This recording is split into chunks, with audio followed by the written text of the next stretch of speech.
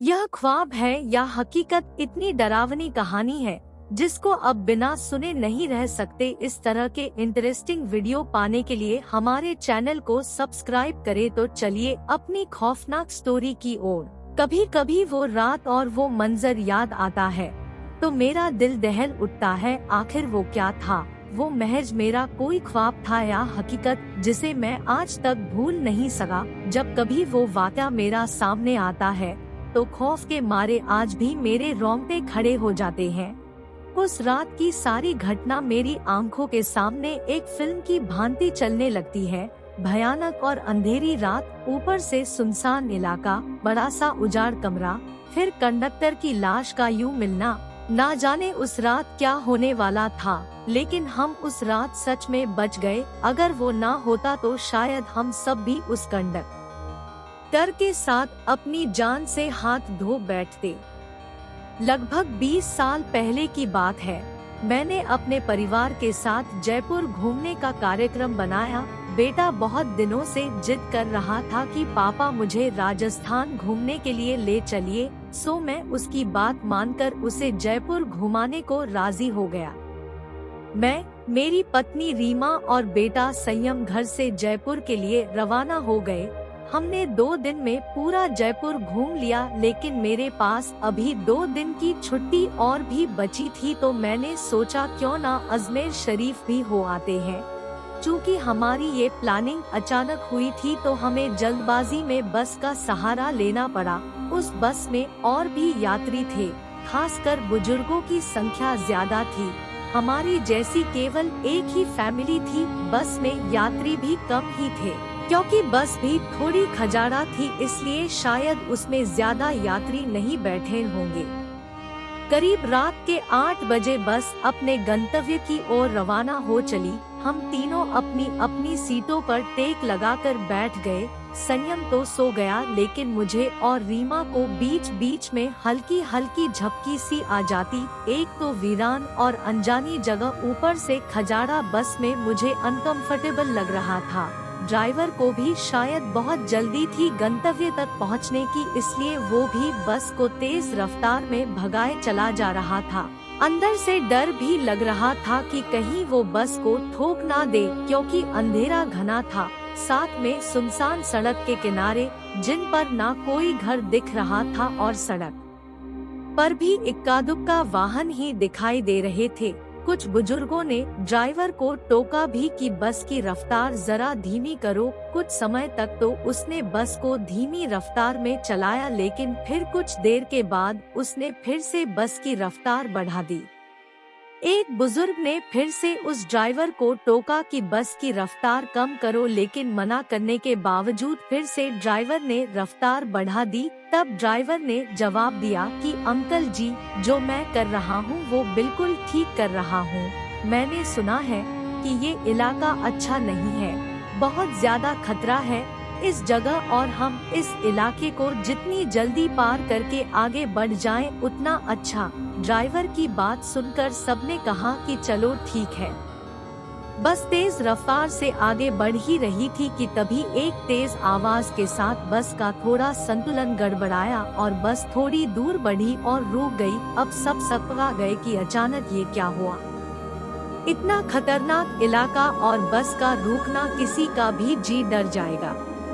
Driver ने अपनी torch जलाई, बस के नीचे उतरा और उसने देखा कि क्या बात है, बस को आखिर क्या हुआ, वो रुकी क्यों। कुछ देर के मुआयने के बाद उसे पता चला कि बस के पीछे ओर के दोनों पहिए पंचर हो चुके हैं और बस में एक्स्ट्रा पहिए भी नहीं हैं, जिससे उसकी मरम्मत हो सके। अब क्या किया जाए? सभी सोच में पड़ गए। रेतीली अनजान जगह, अमावस की गहरी काली रात, जंगली जानवरों का डर और बस का यूं खराब हो जाना, सबके तो जैसे होश ही उड़ गए थे। अब क्या करें, क्या ना करें, किसी के कुछ भी समझ में नहीं आ रहा था। तभी कंडक्टर को थोड़ी दूर एक रोशनी दिखाई दी। उसने सबसे कहा कि देखो, वहाँ रोशनी दिखाई दे रही है, हो सकता है कि वहाँ कोई गांव हो, चलो सब वहाँ चलते हैं। शायद रात भर के लिए कोई सुरक्षित जगह मिल जाए। अगर एक कोठरी भी मिल गई तो तब सब वहाँ एक साथ बैठकर रात तो गुजार ही सकते हैं। सब कंडक्टर की बातों से सहमत हो गए। सबने अपना अपना सामान उठाया और चल पड़े उस रोशनी की ओर। जैसे ही वो सब उस रोशनी के नजदीक पहुँचे तो हमें एक एक बड़ी सी कोठरी दिखाई दी, जिसे देखने से लग रहा था कि वो कोई बहुत पुरानी सराय है जहाँ भूले भटके मुसाफिर रुकते होंगे। सब कोठरी के दरवाजे के बाहर खड़े हो गए। ड्राइवर ने हिम्मत करके दरवाजे की सांकल खटखटाई। एक बहुत ही बूढ़े व्यक्ति ने दरवाजा खोला। उनके सिर पर एक बड़ी सी पगड़ी थी, गले में पुराने जमाने का कोई आभूषण था, कानों में भी कुंडल पहन रखे थे। कुर्ते की ऊपर उन्होंने ने एक सदरी पहन रखी थी, कमर में धोती, पैरों में पुराने जमाने की ऊंट के चमड़े की बनी मोजरी पहन रखी थी और हाथ में एक बड़ा सा लठ ले रखा था। वो और उनका पहनावा बहुत ही अजीब लग रहा था। तभी कंडक्टर ने बड़ी हिम्मत करके कहा, ताऊ सा, बस पंचर हो गई है। हम सबको रात गुजारने के लिए अगर आपकी कोठरी में थोड़ी जगह मिल जाती तो बड़ी मेहरबानी होती। उस कोठरी के मालिक बोले, डरने की जरूरत कोई ना है। ये सराय तो मैंने भूले भटके मुसाफिरों की मदद करने के लिए बनाई है।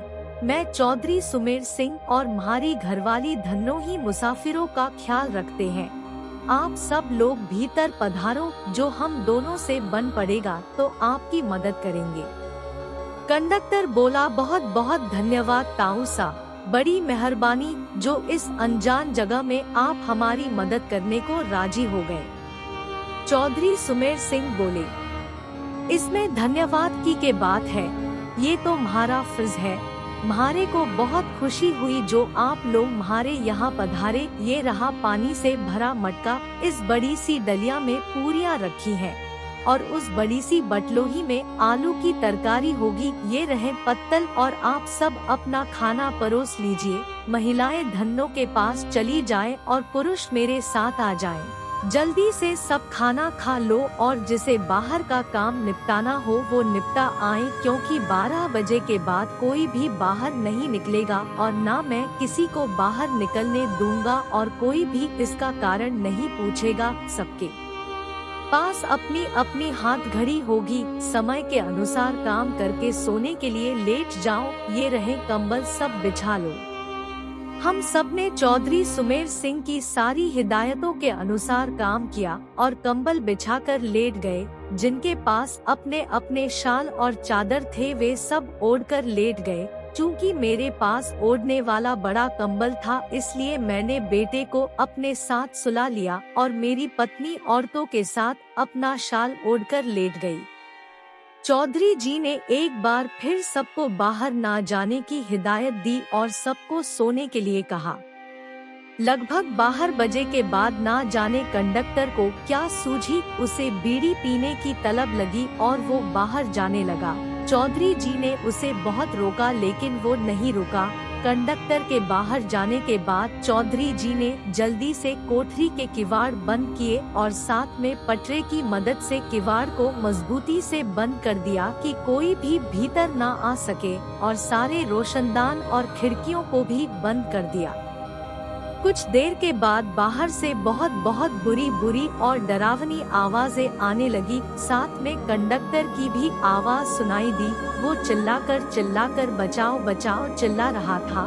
कोठरी के कुछ लोग कंडक्टर की मदद के लिए बाहर जाने लगे लेकिन चौधरी जी ने उन्हें सब ये कहकर रोक दिया कि अगर सब बाहर गए तो सर्वनाश हो जाएगा।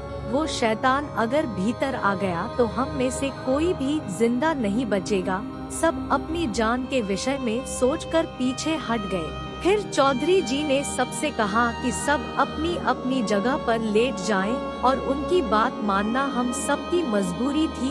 हमने सबने वही किया जो चौधरी जी ने कहा था। एक आध घंटे बाद सबको नींद आ गई। हम सब सुबह जगे तो वहाँ का मंजर देखकर दंग रह गए। हम सब रेत पर लेटे थे और वहाँ से कोठरी गायब थी। केवल हम लोगों का सामान ही पड़ा था। वहाँ 2 समाधियाँ बनी थी जिन पर चौधरी सुमेर सिंह और धन्नो सिंह लिखा था।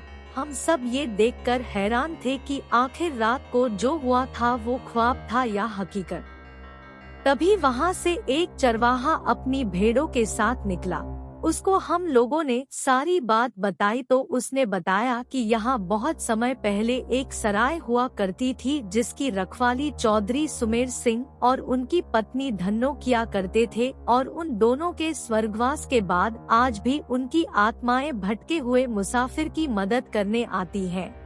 इस इलाके में बहुत शैतानी आत्माएं रहती हैं जो लोगों को कत्ल कर देती हैं, लेकिन सुमेर सिंह और उनकी पत्नी अच्छी आत्माएं हैं, इसलिए वो लोगों की मदद करने आ जाते हैं। ये सब कहकर चरवाहा वहाँ से चला गया, लेकिन हम सबके मुंह और आंखें खुली की खुली रह गई। फिर हम सबने अपना अपना सामान उठाया और बस की ओर आए। देखा तो वहाँ कंडक्टर की लाश लहूलुहान पड़ी थी। वो सब देखकर हम सबका दिल दहल गया। थोड़ी देर के इंतजार के बाद वहाँ से एक दूसरी बस गुजरी और हम सब उसमें बैठकर अपने गंतव्य को रवाना हो गए।